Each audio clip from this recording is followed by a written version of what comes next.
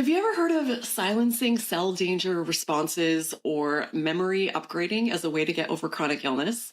I'm definitely intrigued and really excited to hear about this. My guest today used these techniques and fully recovered from severe ME/CFS. Hi, everyone. I'm Raylan, and welcome back to my channel. Here we explore real stories of recovery from chronic conditions like ME/CFS and long COVID, sharing strategies, the struggles, and the undeniable hope and reality that healing is possible.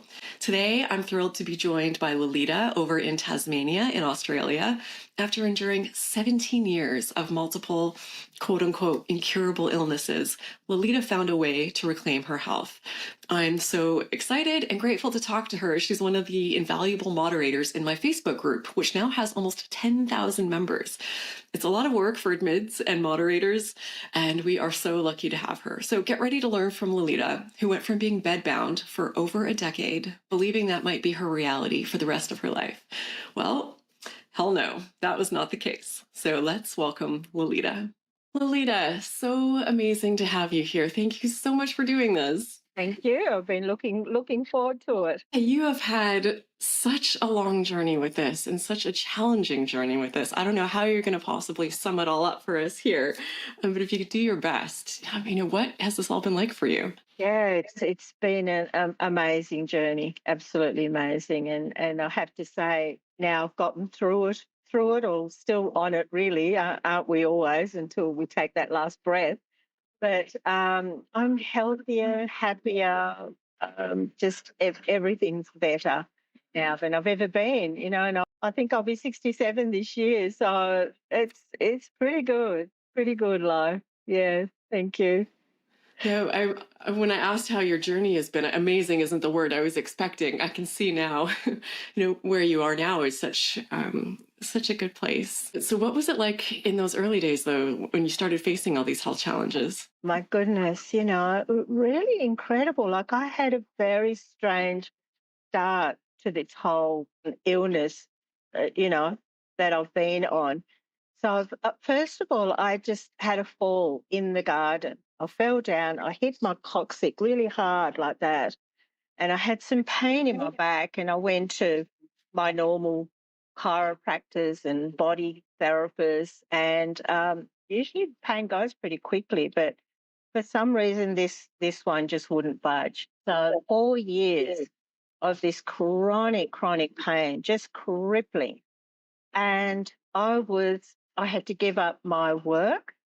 I could barely sit. I couldn't stand. I couldn't sleep. I was up all night.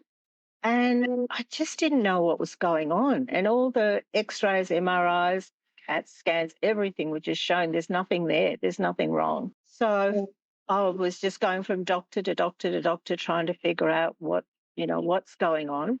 But then the weirdest thing happened. I just started getting all these other weird symptoms, right? Restless legs, vertigo. I stand up and I'm spinning. My heart's just aching all the time. There's pain around my heart. I'm coughing all the time. I'm getting flus all the time. Just so many symptoms. Brain fog and the fatigue is just incredible. I've never known fatigue like that. So all these symptoms, I started to think there's something else going on here. This can't happen from just back pain, right? So then I thought, okay, I've got to get myself off to some specialists. And I went to the functional doctors. I went to all the functional doctors in my city to try and find an answer to what was going on with me. I was deeply depressed because I was not only in this crippling pain every day, joint pain, I had all these other symptoms. I couldn't bear to be in the cold. I couldn't bear to be in the heat. I couldn't bear to be in the light. Headaches 24/7, just horrendous. And so I started with the functional doctors, and of course, they do what they do, look at the diet, take these supplements, take these herbs. And so, I'm starting to spend thousands and thousands of dollars having acupuncture, drinking Chinese herbs, and just a gazillion other things, that we all do to try and get well. I was actively looking for a solution. So that was another several years of doing that, just trying to figure out what was going on. And then finally, I got a diagnosis of lupus. Oh, you have lupus. So I had the lovely butterfly scar, Oh, your body is attacking itself. And guess what? There's no cure. There's no cure. So then I've got this lupus to deal with and all the medications for that. That's not enough for my body. Then I start getting the muscle pain. I have physical pain, joint pain. I have all these other symptoms, and now I've got this muscle pain as well. Where I can't even hug my children anymore. So during all of this, I've got two small children still at home, Raylan. Can you imagine living in that No. fatigue and that depression and that pain and that everything? And I was bedbound for 11 years. I just shuffled from my bed to the bathroom for 11 years. I barely left the house. It was horrendous, just horrendous. And I was in suicidal depression. I thought of suicide every day after 11 years. But this is it. I just give up. I can't do this anymore. I'm not living. I still get a little bit emotional thinking about that time because it was devastating for my children to know that their mother had given up. So, I attempted suicide, and thank goodness I wasn't successful. I'm grateful for that every day now because I did find a solution in the end, and I kept searching. So a few things that I tried during that time that helped me, a few very strange things that surprised me as well was magnetic therapy. Magnetic therapy actually helped me to sleep better and lifted some of the pain. Very specific magnetic therapy. I kind of researched it as best I could because, you're in this brain fog. You can barely read a sentence, from a page, string a sentence together. But I slowly read as much as I could about this magnetic therapy, and that actually gave me a little increment, of health. What What is else? magnetic therapy? Sorry to interrupt, but I've never heard of that. What does that It involve? was it was a company, a specific a company that specializes in using magnetic therapy for healing, and it's very well known. There's many books written about it, and basically you've got to have the right magnet to start with.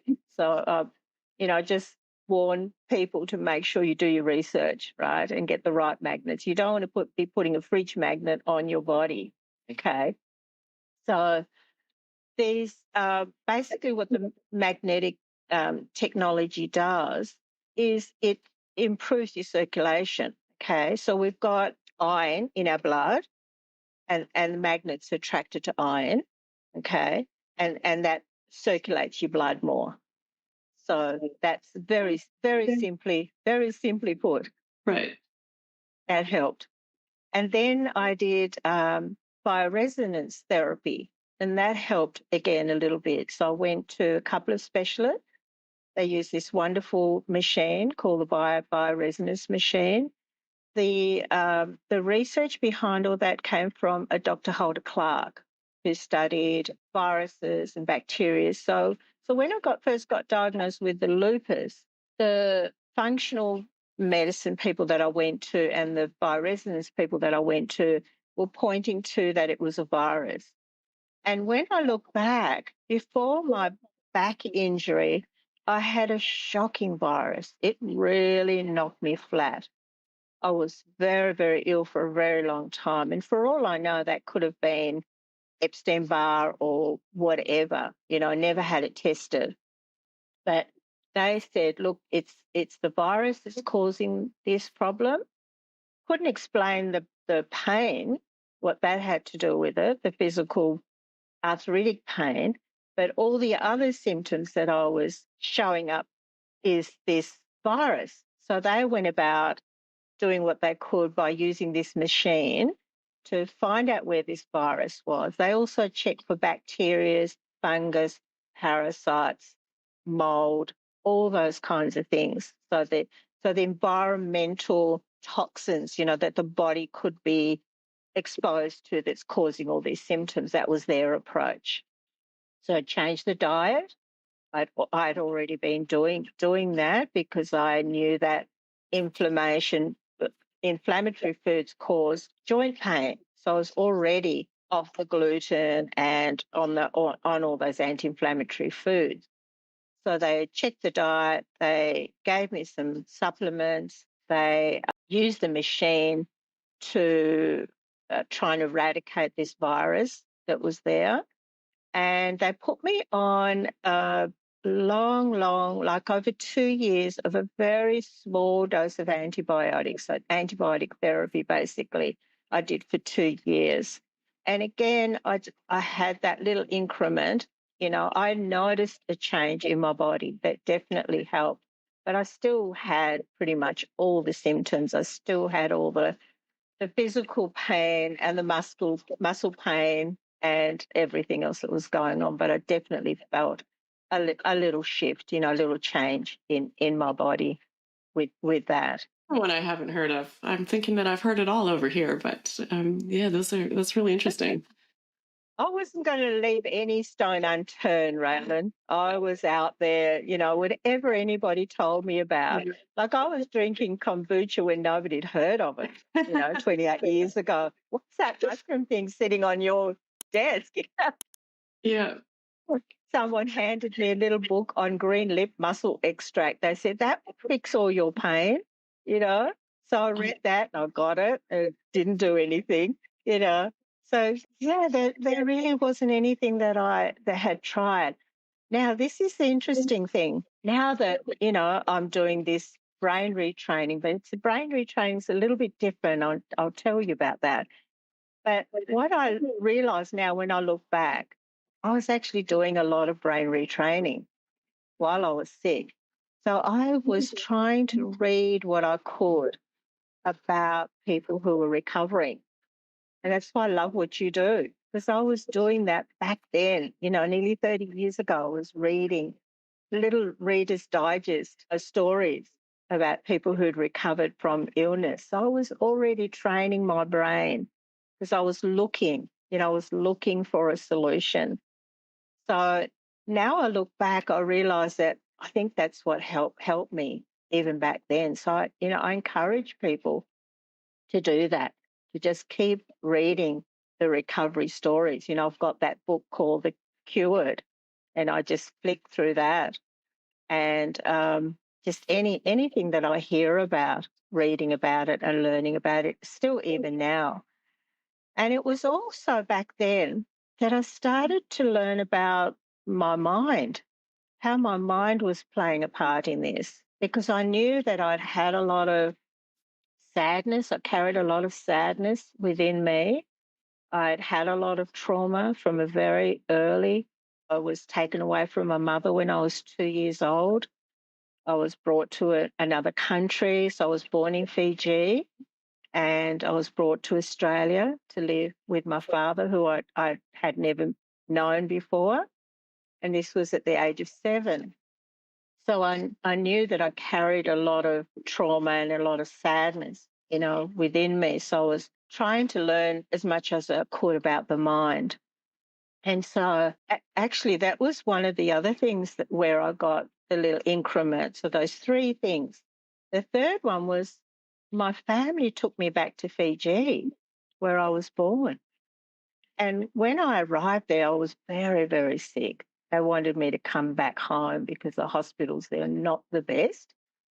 But my cousin said to me, look, there's a healer. He lives just down the road. I'd like you to go and see him. He said, people come from all around the world to see him. And so he made an appointment for me and I went there, and fascinating, really fascinating. What he did was he told me, he gave me it was all the leaves and the twigs and the bits of bark and wood. He'd boiled them all up, from the jungle in Fiji. He was a third generation healer, traditional healer. So he had these big pots sitting there with all these bits of sticks and bark and everything sticking out of it. And he'd go over and he'd scoop out the liquid from that, and he'd say to me, "You drink this for 10 days, it will clean your blood," right? And I had the first increment of energy back. I thought, wow, I've got more energy. Wow, this is really amazing. So that actually helped. And I know not everybody can go to Fiji, but now there is actually a therapy that you can do that does clean your blood. I think it's like a plasma replacement or something like that. That really helped. I have to know, Yeah, sorry to interrupt. What did that taste like? not the best. And he said to me, "Don't go too far away from the bathroom for at least the Oh, bathroom, the shower, constantly. It's really absolutely. worth it." Oh, I know when Yeah, you're in that place, you're like, I'll do whatever. It does not matter. yeah, yeah. And my But just, cousin was so thrilled that he was able to just, oh, help wow. with that, just gaining that bit of energy. Yeah. Yeah. And yeah, so golly, many, many, many things I tried, I used. Yeah. So was it those three things that ultimately got like what got you to where you are now? Were there other things that you needed to do? Yeah, yeah. So doing all those things actually gave me enough energy to I wanted to go back and study. I wanted to become a counselor so I could help people who were ill, like myself. I tried many, many psychologists and different things, to help with my mind, but there was something still missing all the time. I kept thinking there's something still missing because I can use my brain again a little bit more, but I'm still so ill. I was struggling every day. I was out of bed after 11 years, but I was still really struggling every day with pain, with insomnia, with all the other symptoms that I had. So what I did eventually was one of the psychologists I went to, she told me about EFT, emotional freedom technique, when I was very, very depressed and when I was in that suicidal state. She said, "Try this." And I knew a little bit about it because some friends of mine were doing it. So I gave it a go and I just found it so difficult. It was a lot to remember and a lot to do, and I didn't actually notice much difference. So I kind of put it aside, but I understood the concept of it because by this time, I'm really looking a lot at my mind, how my mind's doing this, and believing that it was my mind that was doing it. So, and then a few years later, I was telling a friend of mine about the EFT. She was interested, and but I said to her, "I know that there's been a lot of progress since then. There's a lot of other modalities around that are similar." And said, go online and have a look, see what you can find. And she found this process called FasterEFT. She said, "This sounds really interesting, Lolita. He's talking about the mind and how the mind can heal and how your mind's causing all these problems." And so she went along to the training and she came back and she said, can I practice on you?" I said, Wow. "Absolutely." And at the time, I had to have my knee replaced. My right knee was bone on bone. My surgeon's been telling me for about 9 years, "You've got to go and have that knee replaced." And I finally decided I needed to have it done because I was limping around everywhere, worse than when I was sick. When I was really in that crippling pain, I was walking around with walking sticks, and spending time in recliner chairs. But now I'm limping everywhere, and I don't want to do that anymore. So she's using this process on me, and suddenly all my pain's gone. All my pain of 17 years was completely gone. And Wow. not only my knee pain, But all my pain in my every inch of my body from head to toe was gone. And I was like, what the heck?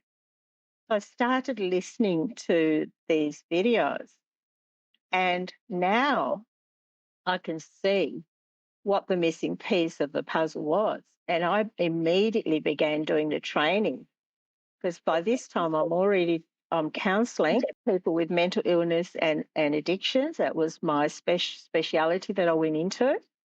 And I'm thinking there's something missing here. I just can't really help these people to get to the root cause of why they're suffering like this. It's got to be the mind, got to be what's going on in the mind. And so I started doing the training. And what I've discovered, Raylan, and this is the most phenomenal thing, is that it's our memories, all our memories that our unconscious and our brain has filed away. Every memory that we have, every event, every experience that we've ever had is filed away in the brain for reference, right? The brain's job is to keep us safe. So it has to keep all that information so that we don't go too close to the fire, so that we don't put our hand on that hot plate, right? So so what I discovered was this memory reprocessing work can free us of all our ailments. Not only the illnesses that I was faced with, the incurable illnesses that I was faced with, which I don't have anymore. I've had my lupus tests done, and I don't have any lupus left in my body. I don't have fibromyalgia. I can hug people again, right? So this is what was the key for me. This was the missing piece of the puzzle. And what does it look like to do that work? How do you actually deal with these memories, or what does it on an average day or week look like when you're using this approach? So there's various ways to do it. One is, we know that people have very traumatic memories. Okay. So I started learning everything I could about memories. I follow all the memory researchers. I keep up with their work to understand and know, you know, how memories work. And so we know that EMDR now has come out of this memory research, right? There's not many memory reprocessing modalities out there, but EMDR is one that most people know. So how it works, let's see. So there's several ways, and one of the things I actually love about it, and why I stick with this modality, is that anybody can use it. Anybody can use it. You can use it yourself, so it can be self-applied, but you can also do the deeper work. If you've got traumatic memories, you're better off to do those with a practitioner, right? Because it's safer and it's more effective to do it that way. But there's also lots and lots of ways that you can just simply do it by yourself day to day. So two things that kind of really stand out for me with this process. One is anybody can use it. So that homeless man, down the street, he can use this. I can show him how to use it, and he can use it very effectively by himself, right? It has to be and that way it doesn't have to be for people to have to go to therapy. Not everybody can afford therapy and spend thousands of dollars in therapy and pay practitioners to do this work. So those two things I love about it. It's accessible to everyone. You can do it yourself, and it's very affordable, right? So how I teach people to do it themselves on a daily, and that's the other thing. We need a tool that can be used daily, even moment by moment, because we have symptoms, right? We have symptoms all the time with these illnesses. And so it needs to be a tool that we can use quickly, effectively, easily, and help the brain to make those changes. So the process what it does is that it's what's called a neuropsychophysiology process. Neuro meaning the brain, psycho meaning the mind, physiology meaning the body. So it uses the brain, the mind, and the body, what's happening in the body, the somatic stuff, right, to help the brain make changes. But it's via the memories. So somatic, we have, all the different somatic exercises that we do. Yeah, the brain retraining is, the visualizations, the affirmations, the changing of habits and symptom tracking and things like that. That's using the brain. But the mind is controlled by memories. Okay. And unless you address memories, then often we continue to have the problems. So that's what was happening with me. I tried everything else, but these memories, these traumatic memories, I'm not sure if you've heard of the ACE study, Ray, the Adverse Childhood Experience Study. I have, yes. Yeah. Okay. So the Adverse Childhood Experience Study shows us that, if we've had traumatic experiences throughout our life, if we've experienced, a parent being incarcerated or who had a mental illness, if there was domestic violence in the home, and all these things, they're all the memories that we carry with us. Okay. So that's the process. It's addressing the memories, but doing it in a certain way. And by doing that, when I was able to do that, so for example, when my friend was addressing my right knee, she just said to me, she said, I want you to I want you to recall memories that were the most traumatic for you that you can think of right now. And my brain went to three traumatic experiences that I'd had. And so then she used the technique, and one part of it is tapping, but that's not the main way of changing a memory. There's many, many other processes combined with tapping to help the memory to change, to upgrade. And so when she got me to do that, those memories suddenly no longer bothered me.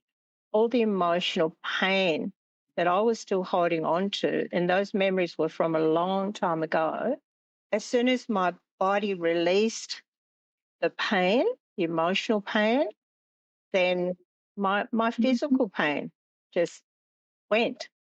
Right? And this is what Dr. Sano teaches us. This is the work that the TMS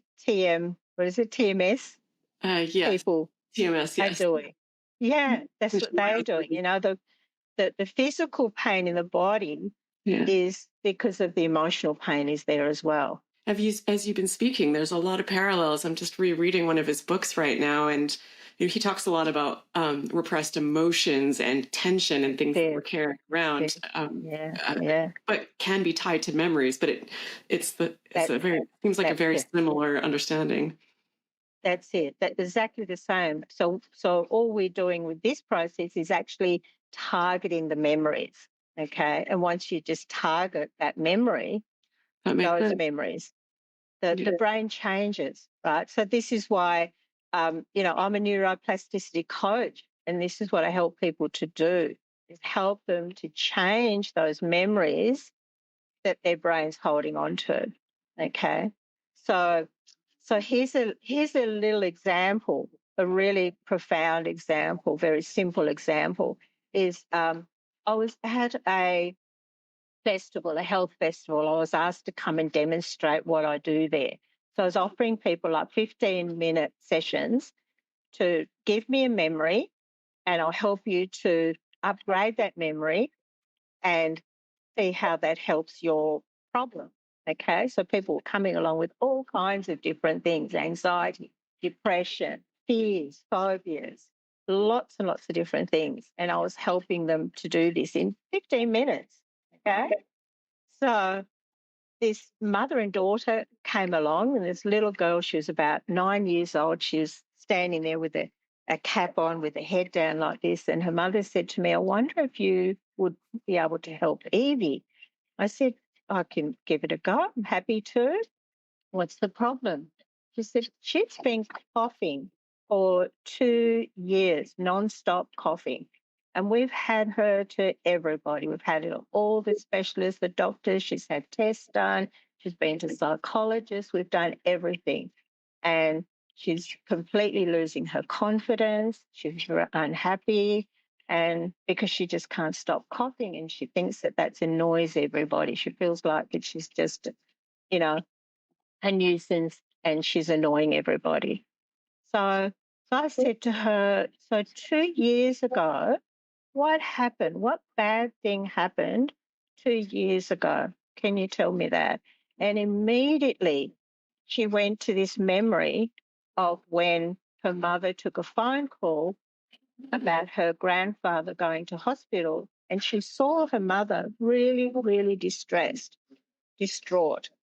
And so that was the memory that she had. Okay. But another question I asked, I'm like, why would it be coughing? Because our symptoms are nearly always related to something that the brain knows, something it's familiar with. So I said to her, who else in your family coughs? And she, oh, grandma does. Grandma coughs all the time. We know where to find her in the supermarket because she coughs so much.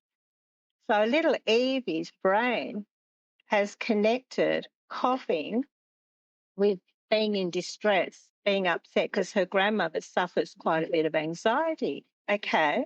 So then I go ahead and I use the process, tapping being one of them, because all what tapping does is interrupts the signal of the memory going from the brain to the body. It interrupts that and changes it. So 15 minutes, I I got her to just look at this memory, and it completely changed. She said, "Oh no, I can't see that anymore. I can't feel that anymore. I can just see grandpa now going on a cruise."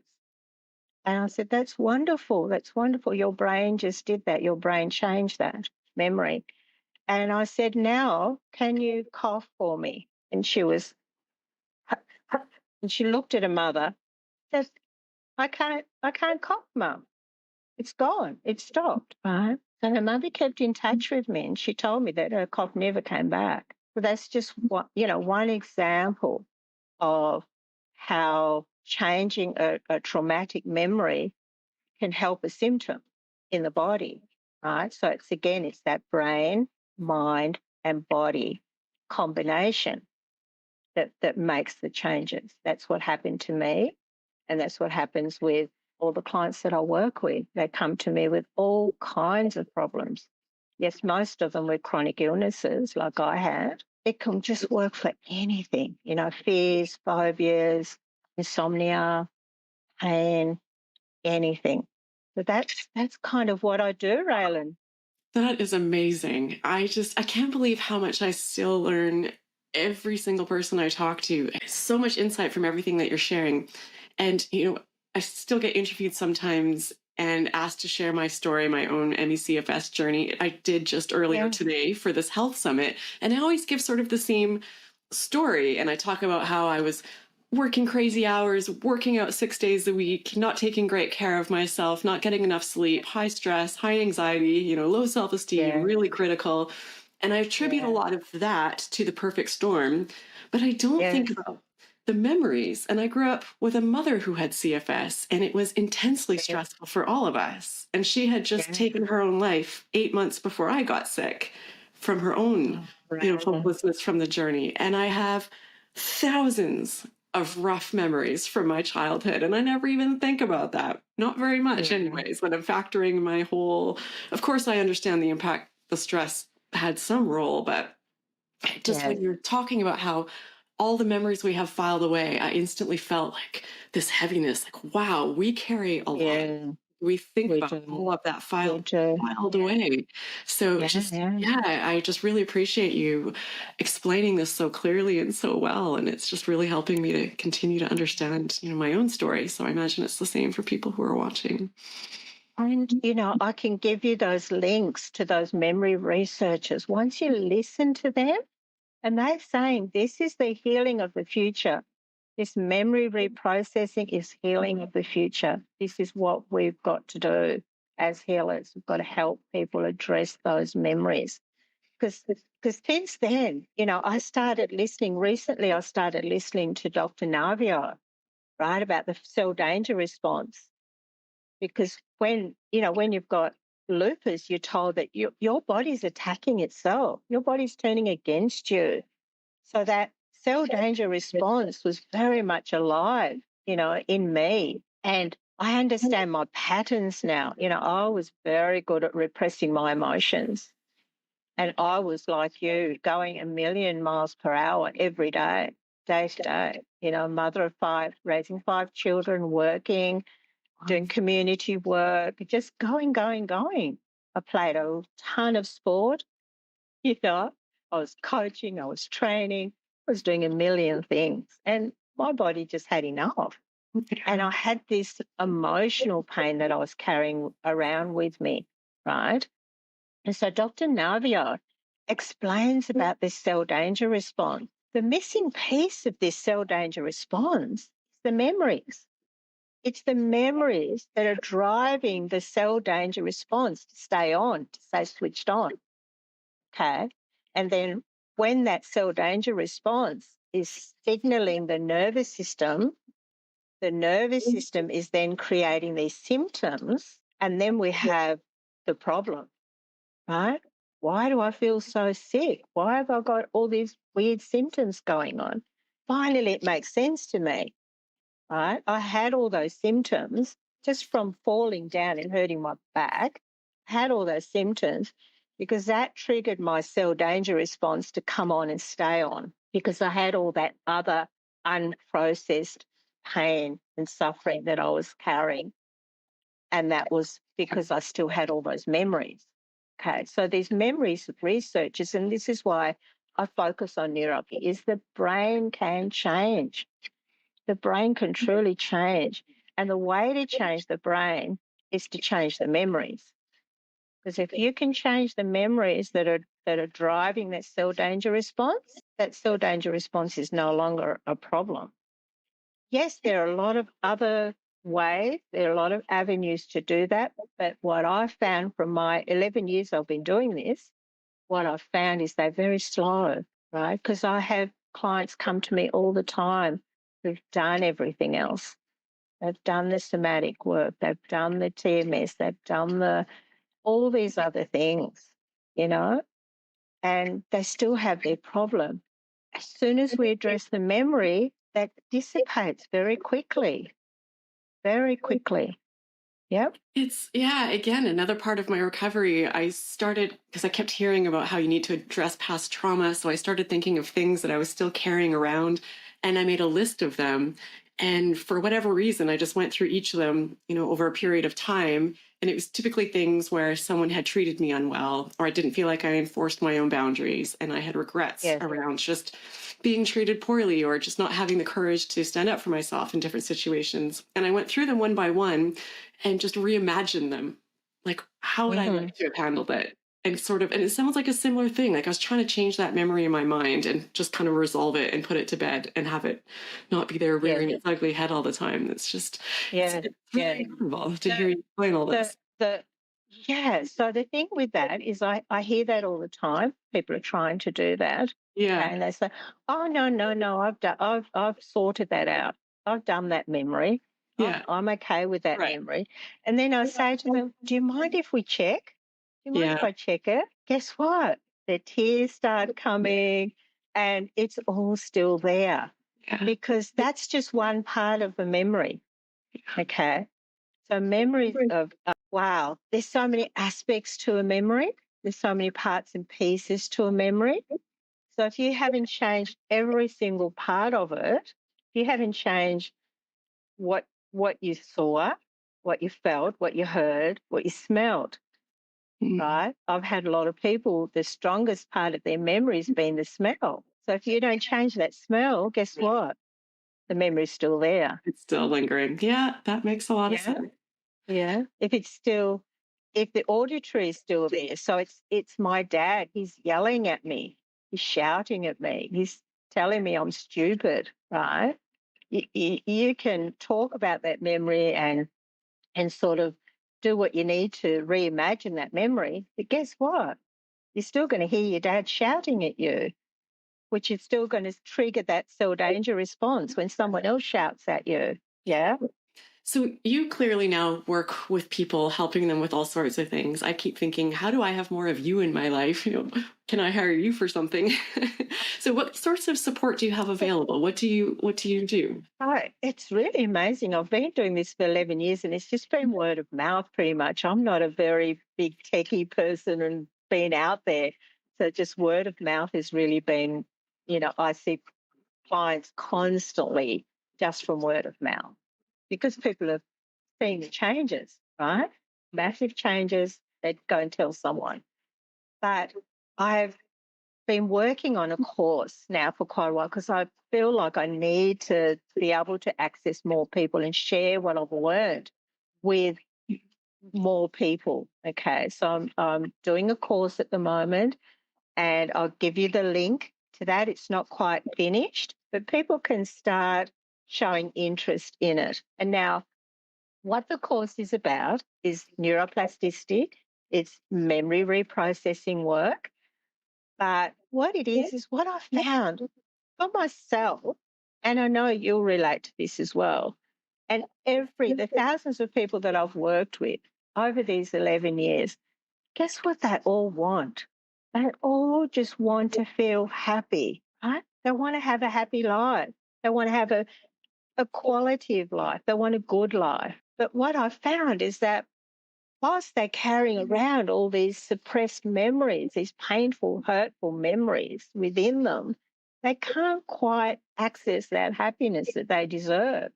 They can't quite get the fulfillment, and contentment and peace in their life that they're looking for. So this course is helping them to rewire their brain for happiness. And with that will be a complementary journal. So the journal is a guided journal. So what I've learned from doing this work around changing my brain is I've got to keep doing that. I've got to keep training my brain to stay happy and to feel good. So this journal will be full of all the exercises that I've learned over these last 28 years, how to do visualizations, how to do affirmations, how to create new habits, how to manifest what you want. But it's doing it in a different way to what I'm seeing out in the arena. It's doing it in a way of reprocessing memories first. Okay. Because you can be wanting to manifest something, okay, and you spend a lot of time and energy trying to manifest something. But if you've got a memory residing in your unconscious that says you can't have that, then you're never going to get that, right? So if we go back to find out what it is that's in the unconscious, what memories you have that are stopping you from manifesting that. For example, I had this amazing woman. She was a yogi, she was a yoga instructor. She was one very highly regarded yoga instructor. And she said, you know what? All I want to do is I want to open this retreat in Bali and I want to help people there with yoga. But I just can't manifest it. I just can't do it. And she said, I have this memory. And it was a memory around money and her father. Okay. And she said, I've been doing everything to shift this memory. I meditate on it, I do yoga. I've just tried so many things, it just won't budge. And do you know what? In probably less than 15 minutes, that memory completely changed. And she went on, not long after, she was in Bali and she has this amazing retreat in Bali. Right? So can you see that connection between memory and what you want? So whether it's happiness, whether it's a healthy body, whether it's better relationships, whatever it is that you want in your life will be held back by the memories we hold. So we in this course, that's what I'll be teaching people, how they can make those changes. And some of the exercises are really simple, very, very easy. Anybody can do them, but you've got to do the memory reprocessing part of it. Okay. I hope that makes sense. Oh, it does. And I'm pretty sure I'm going to be taking this course. So just putting it out there, this sounds incredible. And Wonderful. oh, it just sounds amazing. I really love your insight and your knowledge and your experience around all of this, and everything you're saying just makes so much sense. So yeah, I'm really excited. And this, of course, I'm excited. yeah, people watching, this will be linked in the video description along with the other links. Lolita, if you can send them over that you had mentioned as well, we'll make sure all of that's there for people if they want to check it out for the different resources and whatnot. Thank you. Do you do coaching as well, or what? Do you have anything else? Yeah, I'm neuroplasticity coach. That's what I do. Yeah, yeah. And you know, this is the most incredible thing for me, Rylan, because all my life, since I was a very little girl, I was wanting to help people. My father was a lawyer, and he used to have these encyclopedia of murders on his bookshelf. At 10 or 11, I was reading those.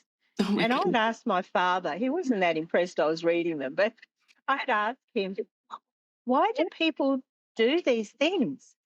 So from a really early age, I was puzzled and curious about why we do what we do. Why do human beings suffer? And I'd ask him, like, why is that woman sitting out there in the car looking so sad? And kids at school, you know, I couldn't figure out why they were so unhappy. And I wanted to help. So from a really early age, I thought I had to be a nurse. So I'd carry around this little bag with band-aids and things in it, and everyone would say, if you fall over, go and see Lolita, she'll patch you up. So I thought I had to be a nurse. And I went on to become a nurse. Okay. So I've done this full cycle. I've come back to what it was that was driving me as a child is I wanted to help people who were suffering. And that's what I'm doing now. And it's just the most incredible feeling to know that I'm on this path and that I'm doing this. This is such an amazing journey. What you've been through, the intense struggle and suffering in all of those years. I'm sure there were so many moments where it felt like you might never get past this. You know, fast forward to where you are Yes.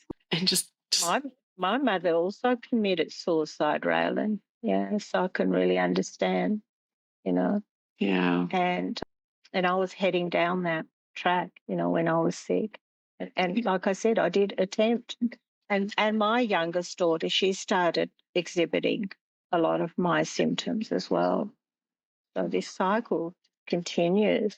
Yeah. We've got to heal ourselves. It stops with us, you know. I also look at generational trauma. If I'm working with a client who's, you know, living in Poland, living in Germany, living in France, I've got clients all around the world. When I'm speaking to them, I want to look at their generational trauma memories as well, because that plays a part in this process, the generational trauma. Absolutely. Absolutely. Yeah. I am so excited that you and I finally got a chance to talk. I couldn't possibly love you and everything that you're sharing more. I'm so grateful that you are here and happy and thriving and helping so many other people. I've been hanging on to every single word you've said in this interview. I just think this is just so amazing. So thank you. Thank you, Lolita, for doing this today. Thank you for what you do, and thank you for this opportunity. And I look forward to continuing to be a moderator in your group and just keep helping people. Yeah. Oh, amazing. And again, people watching, just expand the video description and you'll find all the links you need to connect with Lolita and learn more. And the Facebook group is linked there as well if you're interested in checking that out. Oh, and a quick shout out also to channel member Tina Cowie. Cowie? I hope I'm saying it right, Tina. Thanks for joining. I really appreciate the support. Big hugs to you. Hope you're doing well. To all of you watching, as always, big hugs to you also. I hope you enjoyed this video as much as I did. I hope you got a lot out of it, and I hope to see you in this next one that I'll link up here for you.